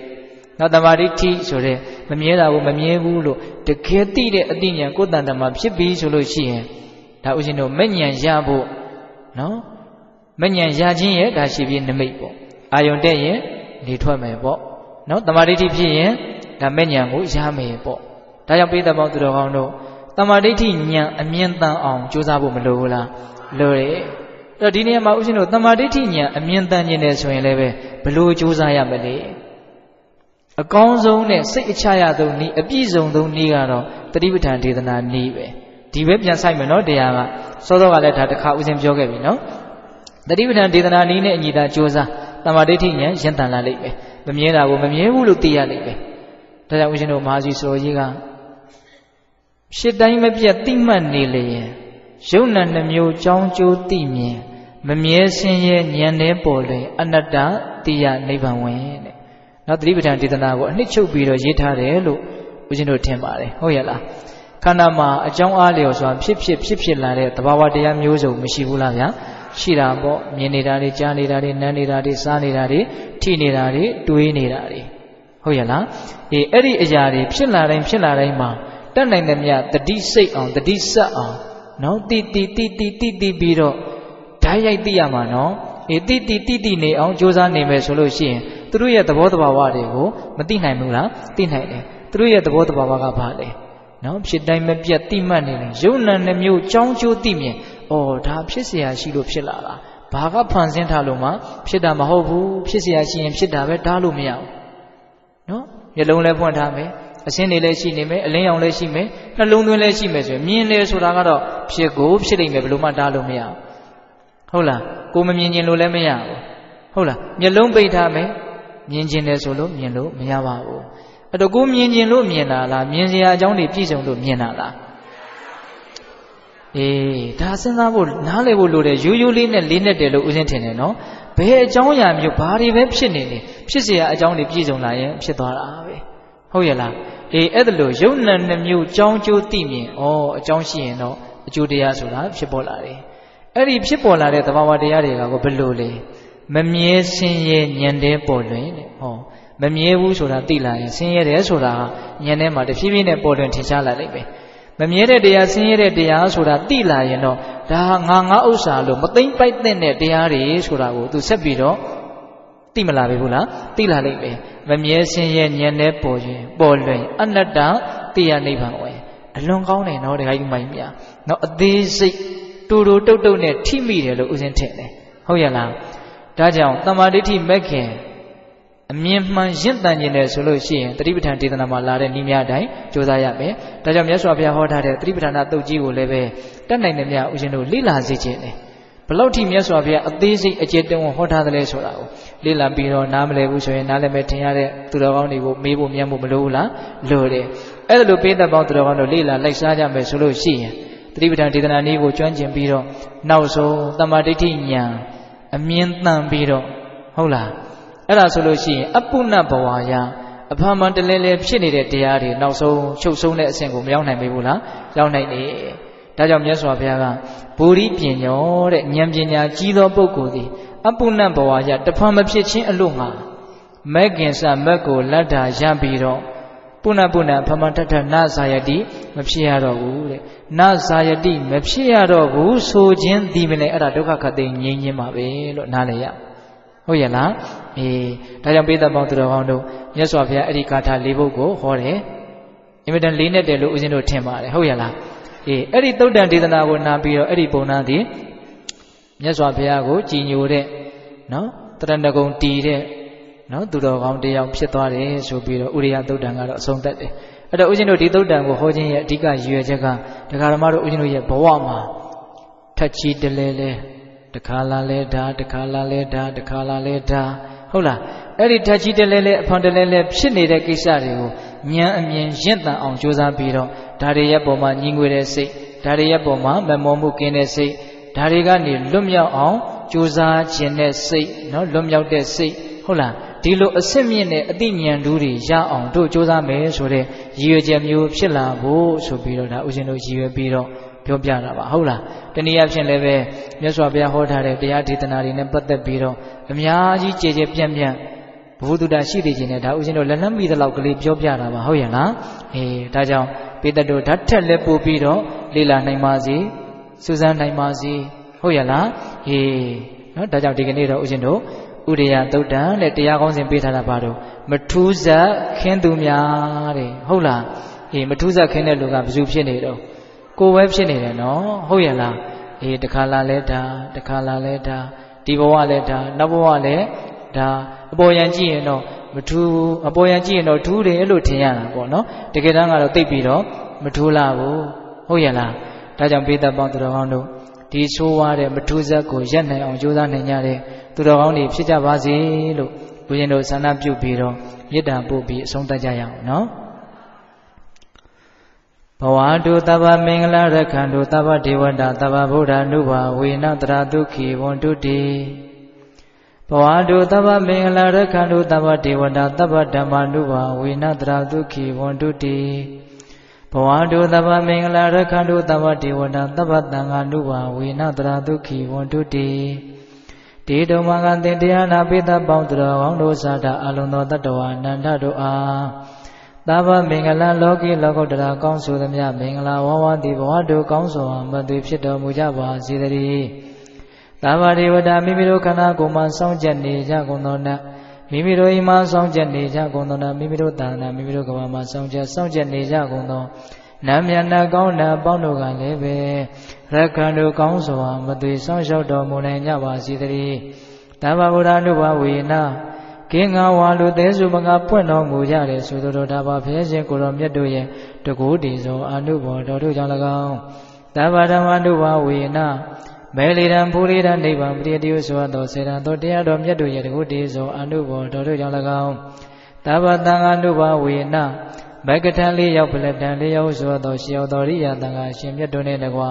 တေလကုံသမာဓိကုံပညာကုံတို့နဲ့ပြည့်စုံတော်မူကြတဲ့သမှုတ္တတန်ခါအရှင်ကောင်းရှင်မြတ်ပေါင်းတို့ရဲ့တကုတ္တိသောအနုဘောတော်တို့ကြောင့်၎င်းတရားနေရောညပါဘေခမဆိုင်ခြင်းရှိတိုင်း